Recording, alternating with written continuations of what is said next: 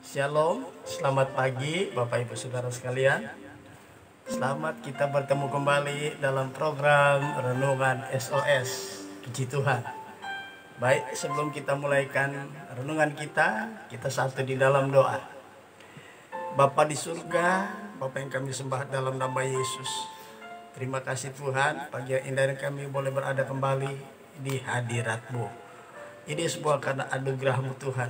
Kami bersyukur di sepanjang malam kami boleh menikmati bagaimana pemeliharaan perlindungan Tuhan, sehingga kami boleh mengalami petiduran yang nyenyak. Terima kasih Tuhan. Dan pagi yang indah ini sebelum kami melakukan seluruh aktivitas kami mau mendengarkan renungan firman-Mu. Untuk itu kami mohon Roh Kudus tolong kami, biar kami mampu menangkap pesan-pesan Tuhan melalui renungan kebenaran firman-Mu. Terima kasih Bapa. Dalam nama Yesus kami sudah berdoa dan mengucap syukur. Kami mulaikan renungan kami ini. Haleluya. Amin. Bapak Ibu Saudara sekalian, pagi yang indah ini kita sudah sampai pada bagian yang ke-8 tentang nama-nama ilahi yang diawali dengan kata Yahweh atau Yehova. Pagi yang indah ini kita akan melihat pembacaan terdapat di dalam Hakim-Hakim pasal 11 ayat 27 ya, kita lihat. Nah, di sini nama ilahi yang ke-8 ya, diberi awalan dengan kata Yahweh adalah Yahweh Syafat. Yahweh Syafat ini artinya Tuhan itu hakim ya, atau Tuhan hakim itu ya. Saya bacakan Hakim-Hakim 11 ayat yang ke-27. Jadi aku tidak bersalah terhadap engkau, tetapi engkau berbuat jahat terhadap aku dengan berperang melawan aku. Tuhan hakim itu, dialah yang menjadi hakim pada hari ini antara orang Israel dan Bani Amon. Nah, saudaraku yang kekasih, kata Yahweh Syafat ini adalah Yefta yang memberikannya ya. Kalau kita baca dari ayat yang pertama sampai ayat yang ke-25 ya, di situ diceritakan, atau sampai ayat yang ke-26, di situ diceritakan tentang bagaimana Yefta ketika dipakai Tuhan menjadi hakim ya, untuk memimpin orang Israel dalam memimpin mereka memerangi raja-raja orang Filistin yang ada di tanah perjanjian itu ya. Mereka mengalami banyak peperangan sehingga tanah Kanaan itu atau tanah perjanjian itu direbut sedikit demi sedikit sampai semua tanah perjanjian itu menjadi bagian dari orang Israel. Nah, saudaraku, setiap kali bangsa Israel akan menyerang satu daerah, mereka mengirim utusan dulu daerah itu ya. Atau dengan kata lain, mereka mengirimkan pesan bahwa kami akan memerangi kalian ya. Nah, begitu juga yang terjadi dengan Bani Amon. Ketika orang Israel akan melintasi daerah Bani Amon ya, mereka memohon izin, kami akan melewati ya, tempat kalian. Tetapi ternyata hal itu tidak diizinkan ya. Nah, kita akan baca dari ayat yang ke-12. Kemudian Yefta mengirim utusan kepada Raja Bani Amon dengan pesan, apakah urusanmu dengan aku sehingga engkau mendatangi aku untuk memerangi negeriku? Jawab Raja Bani Amon kepada utusan Yefta, orang Israel ketika berjalan keluar dari Mesir telah merampas tanahku dari sungai Arnon sampai ke sungai Yabok dan sampai ke sungai Yordan. Maka sekarang kembalikanlah semuanya itu dengan jalan damai. Tanah, kalau kita berbicara tentang tanah secara real ya, tanah yang dimiliki oleh Bani Amon ini, itu memang tanah mereka ya. Tetapi Tuhan berjanji kepada bangsa Israel di tanah perjanjian itu, ya, yang terdiri dari begitu luasnya, ya, luas banget, luas sekali. Tuhan katakan Tuhan akan memberikan tanah perjanjian itu kepada mereka, kepada bangsa Israel. Tetapi itu tidak gratis, ya. Sebab tanah perjanjian itu memiliki itu dikuasai oleh daerah-daerah yang sebelum bangsa Israel masuk. Tanah itu memang secara de jure, ya, itu adalah tanah milik mereka, ya. Tetapi Tuhan berjanji semua itu akan diberikan kepada bangsa Israel. Nah, di sini Raja Bani Amon, ya, tidak mengizinkan waktu mereka akan melintasi daerah mereka. Dan akhirnya apa? Bangsa Israel memerangi kerajaan Bani Amon, ya, bangsa Bani Amon itu diserang dan akhirnya daerah itu diduduki oleh orang Israel. Dan pada masa itu siapa yang dapat memerangi satu kerajaan yang lain dan mereka dikalahkan, itu menjadi hak dari yang menang, saudaraku. Nah, bagian dari tanah Bani Amon ini telah dirampas oleh, ya, telah dikalahkan oleh Bani Israel, orang Israel. Akhirnya itu menjadi hak mereka. Tetapi pada sekali waktu ini Raja Bani Amon, yang mungkin ini raja yang baru, ya, akhirnya apa? Dia ingin merebut kembali tanah atau kerajaan, tanah daripada orang-orang Amon. Tetapi Yefta tidak mengizinkan hal itu, karena itu mereka telah rebut, berarti menjadi hak mereka, menjadi milik mereka, ya. Nah, akhirnya apa yang terjadi? Di ayat yang ke 22, demikianlah dimiliki orang Israel seluruh daerah orang Amori, ya. Bani Amon ini adalah orang Amori, dari sungai Arnon sampai ke sungai Yabok, dari padang gurun sampai ke sungai Yordan.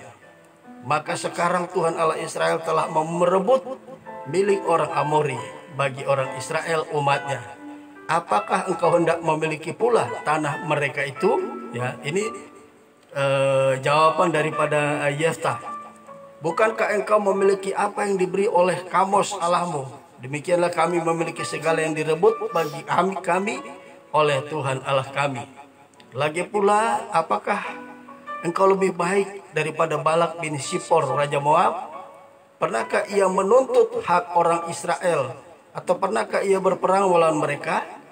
Ketika orang Israel diam di Hesibon dengan segala anak kotanya, dari Aror sampai segala anak kotanya, dan dengan segala kota sepanjang tepi sungai sungai Arnon selama 300 tahun, mengapa pada waktu itu engkau tidak melepaskan kota-kota itu? Nah, di sini Yefta memberikan argumen, apa yang mereka telah duduki itu karena mereka telah perangi dan mereka kalah.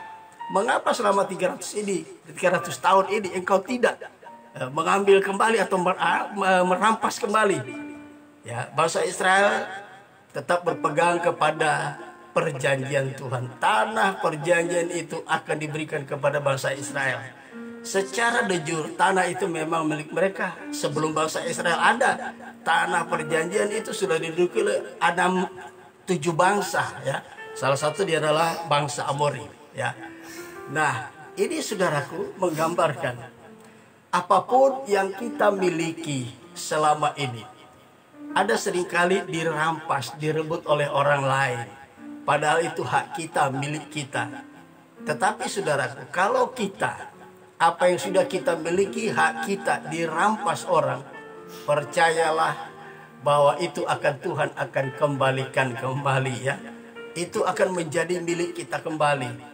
Ya, mungkin dengan jalan orang itu akan mengembalikan, atau Tuhan bisa membuat cara lain, ya. Nah, di sini akhirnya terjadilah peperangan antara Bani Amon dengan orang Israel, dan Tuhan tetap berpihak kepada orang Israel. Artinya apa? Ketika kita memperoleh sesuatu dan itu benar-benar adalah milik kita, Tuhan akan melindungi segala yang kita miliki. Jadi Tuhan tetap melindungi, ya. Tuhan akan tetap menjaga sehingga hal itu tetap menjadi milik kita. Sehingga Yefta pada ayat ke-27 dikatakan begini, jadi aku tidak bersalah terhadap engkau, tetapi engkau berbuat jahat terhadap aku dengan berperang melawan aku. Tuhan hakim itu, dialah yang menjadi hakim pada hari ini di antara orang Israel dan Bani Amon. Ya, saudaraku yang kekasih, sebelum mereka berperang, Yefta mengucapkan hal ini di hadapan utusan dari Raja Bani Amon. Dan apa yang terjadi, saudaraku? Ya, kita melihat kemenangan demi kemenangan dialami oleh bangsa Israel. Akhirnya tanah Bani Amon itu menjadi milik orang Israel, dikalahkan oleh orang Israel. Saudaraku, mengapa Yefta menamakan Tuhan itu Yahweh Syapat, atau Tuhan adalah hakim? Ya, seringkali penilaian orang terhadap kita, apapun hak kita, misalnya kita pegawai, kita karyawan di salah satu perusahaan, seringkali hak kita dirampas. Di sini tidak ada keadilan. Sebenarnya itu bukan hak mereka, ya. Tetapi orang mengambil, merampas apapun yang menjadi hak kita, ya.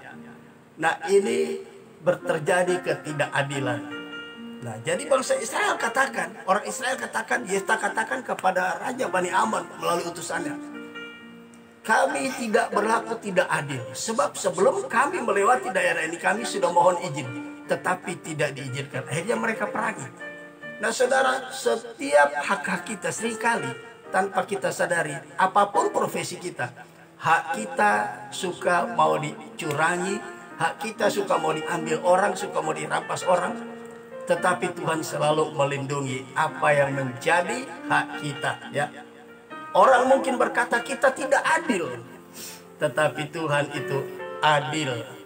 Hakim itu di satu pengadilan, ya. Apabila ada dua orang berseteru dan perkara mereka disidangkan, maka tugas dari hakim, ya, makanya kantor pengadilan itu lambangnya adalah seorang yang memegang timbangan dengan sama rata. Timbangan itu sama ratanya. Jadi kalau misalnya kita membeli sesuatu, misalnya di toko emas, berapa gram kira-kira emas ini? Itu ditimbang di dacing namanya. Ya, timbangan yang sama tangannya, sama panjang tangannya. Ya, itu ada dua timbangan itu.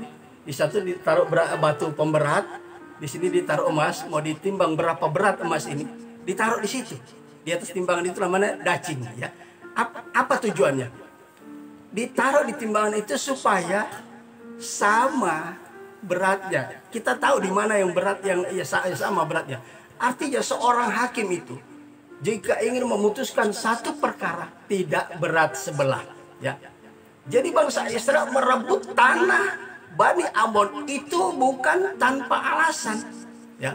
Dia berlaku adil. Sebelum diperangi, dia mengirim utusan dengan pesan, kami akan melewati daerah ini. Jika kalian tidak izinkan, kami akan merebut daerah ini. Kami akan perangi kalian, kira-kira begitu, ya. Nah, dari saat itulah nama ilahi salah satu diantaranya dideklarasikan oleh Yefta bahwa Tuhan itu hakim, ya. Kenapa dikatakan Tuhan hakim?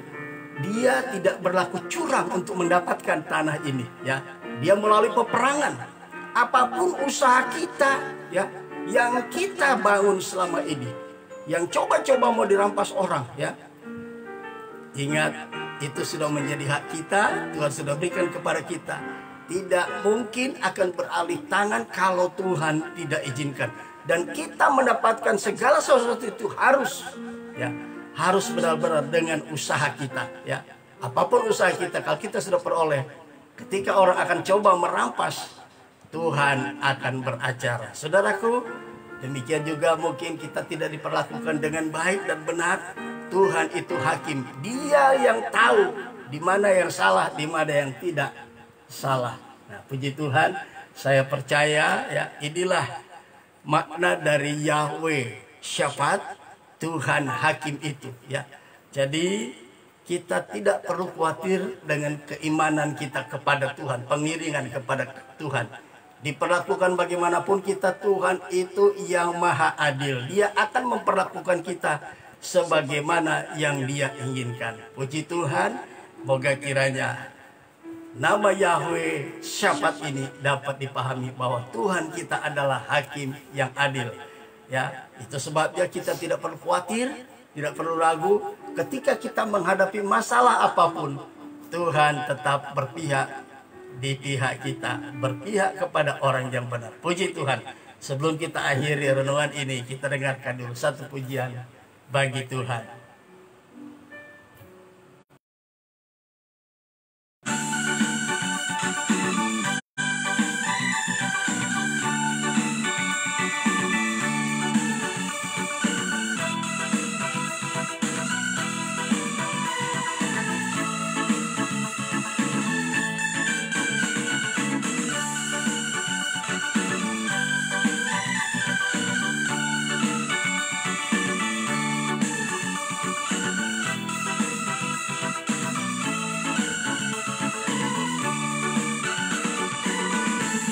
Begitu besar kasih Allah pada kita.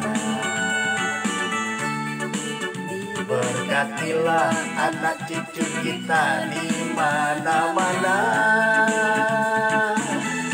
Tuhan mengubah miskin dan menjadikan kaya. Dia merendahkan dan meninggikan juga.